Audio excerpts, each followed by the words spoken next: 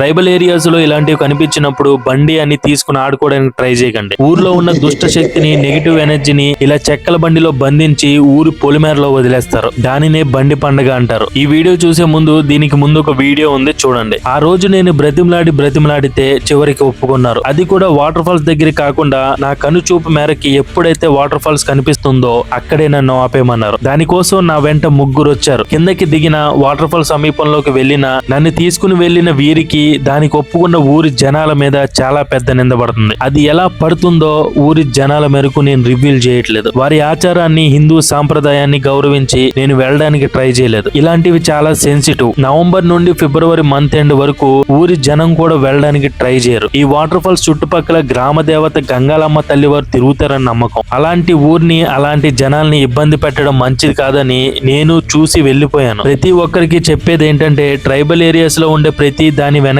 వారు నమ్మే divine belief ఒకటి ఉంటుంది. అది గౌరవించి వారు చెప్పింది విని నడుచుకోండి. వాటర్ ఫాల్స్ మనం ఎంజాయ్ చేయడానికి అనుకుంటాం అని ఆ వాటర్ ఫాల్స్ వాటర్ ని కింద చాలా విలేజెస్ ని తాగునీరుగా యూజ్ చేస్తారు. దయచేసి ఎవరు పొల్యూట్ చేయకండి.